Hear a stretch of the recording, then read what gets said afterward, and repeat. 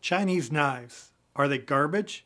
Today we're going to talk about two knives manufactured in China.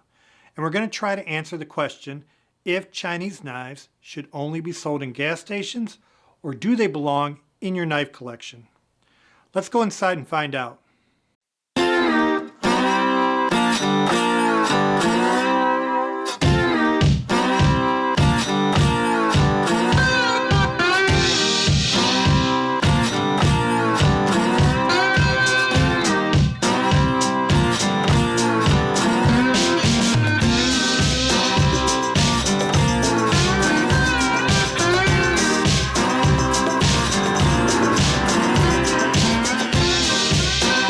Hello, and welcome back to Blade Insider, where we discuss all things knives.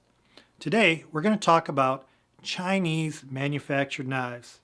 I've been looking forward to making this video for some time now, because I'm going to highlight the absolute worst knife in my knife collection. We're going to discuss this knife and the company that manufactures it. I'm hopeful after viewing this video, you're going to have a better understanding of Chinese manufactured knives, the good and the bad.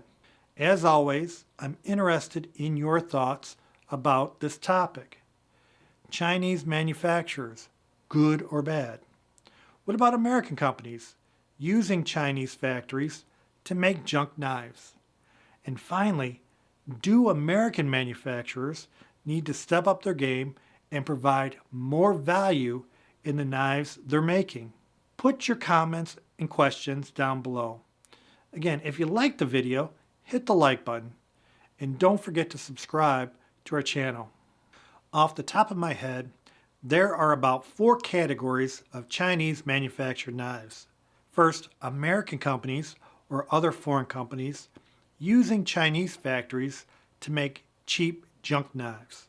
One of China's greatest resources is labor. There are tons of factories in China building all sorts of things.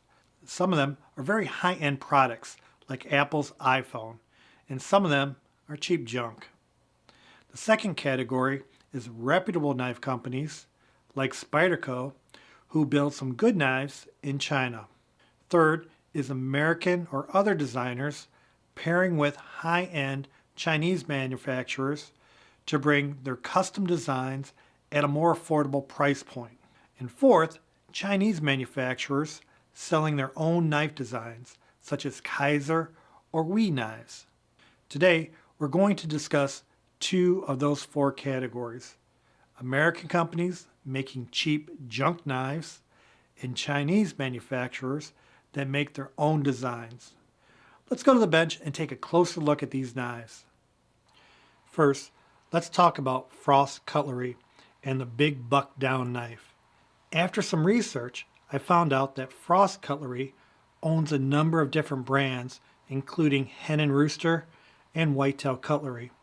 A quick review on the Smoky Mountain Knife Works website shows they sell approximately 1,268 items from Frost Cutlery. Under the country of origin, China makes 863 of these items, followed by Pakistan at 230 items. Only 3 items are manufactured in the USA. Frost Cutlery refers to this knife as a 5-inch camo Big Buck Down tactical folder. The product description says that it has black matte stainless steel with assisted opening. Retail value is $22.96, but it can be bought for $13.20. The scales are made of cheap plastic with blistering on the plastic scales. The plastic is something that you would find at Dollar General in the toy section. They're held together by Phillips head screws, and there's some type of rubber inlay within the scales. And the clip is notable for the sharp point at the end of it. This could easily pierce a pair of jeans. Now, when you try to open the blade, it's not assisted opening. It's notable that there's a grinding sound when you open the blade. Now, when you extend the blade, there's a liner lock. That liner lock does not engage with the blade, meaning you can close this. So, in addition to it being a cheap knife, it's a dangerous knife because it fails to lock. Now, this liner lock does extend from the show side of the scale, which is nice, but it's so thin it acts like a small saw, and it could easily cut a small wood branch.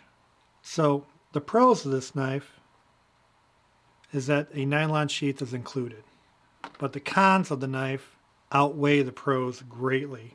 The cons include cheap plastic scales, Phillips screw heads, sharp clip, blade is hard to open, cheap knife steel, no centering, sharp liner lock jimping, and the blade fails to lock. The bottom line is that this knife would be dangerous to use for anything other than showing you what a bad knife really looks like. I want to compare that Chinese manufactured knife with another one, the Kizer Activ Bantam frame lock. The Kizer Activ Bantam is designed by Kim Ning. This is a 3-inch S35 VM blade with titanium scales. I bought this from a dealer for $62.99. Let's look at the packaging on this knife. As you can see, it comes in a premium box. You open the box up, and right at the beginning it says Passion, Pride, and Performance. Kizer's logo. You see the first envelope here. We have product literature.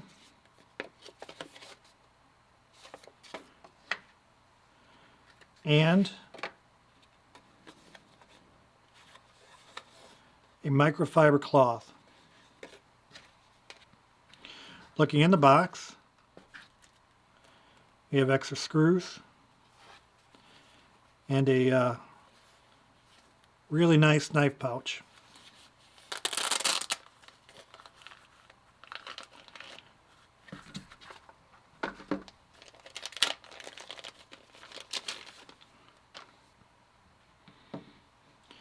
Looking at the show side of the knife, we find that it has titanium scales with silver screws and a silver pivot. The knife has a lanyard hole at the back end of the scale and a flipper tab with no jimping.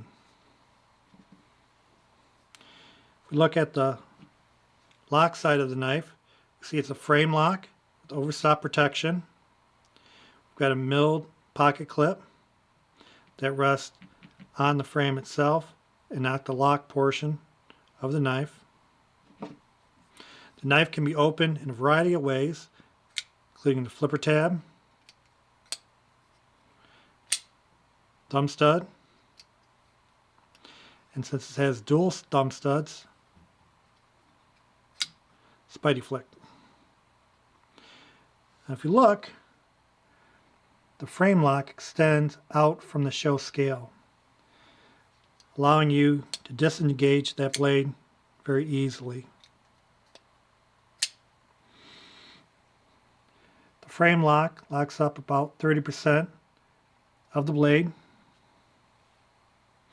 There's jimping on the frame lock, jimping on the back scale, and on the back end of the knife. If we look at the show side again, we can see this contour for your index finger. Your little finger locks in place in this contour, and bearing down on this knife, there really are no hot spots.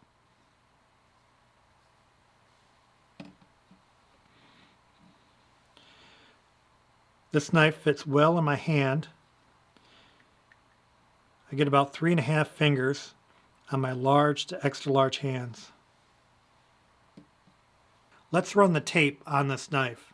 Blade length is 3 inches long, closed length is 4 inches, overall length is 7 inches. Blade thickness is 0.118 inches, and the blade hardness is between 58 to 60 HRC.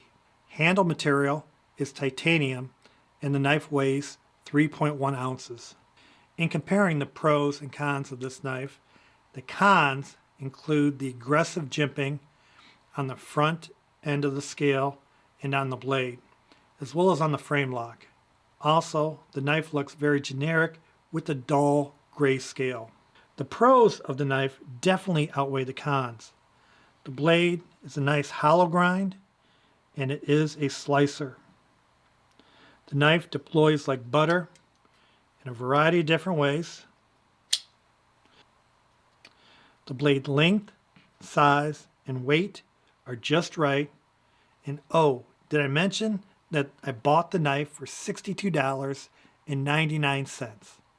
A 3-inch S35VN steel blade with titanium scales. Find me a better value than that.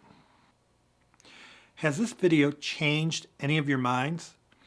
Are you now open to the idea of purchasing a Chinese manufactured knife? As an American, I prefer American-made products. However, my mind has been changed with some of the products coming out of China. We just saw my absolute worst knife, and that was made in China. However, this knife was under an American brand and imported from China. I can only assume that Frost Cutlery found a Chinese manufacturer and told them to build this knife for the cheapest amount of money possible. Again, I assume that Frost Cutlery sells a lot of cheap knives in order to turn a profit, and our gas stations and truck stops are full of them. And if that is the extent of your experience with Chinese knives, then you probably think they are garbage. There are a lot of quality products coming out of China by Kizer, We Knives, Artisan, and Riat. These knives are built of excellent materials. They have fit and finish on them that are outstanding, and you can get a lot of value from these knives. And one last thing that's important to me is that they're coming in premium packaging. American companies are going to have to step up their game to compete with these aggressive Chinese manufacturers. And the knife buying public will benefit from this. I want to hear from you. What do you think about Chinese knives? Do you have any in your collection, or do you refuse to buy them? If so, why? Put your comments down below. And if you like this video, hit the like button, and please subscribe to our channel for new weekly content. Thank you.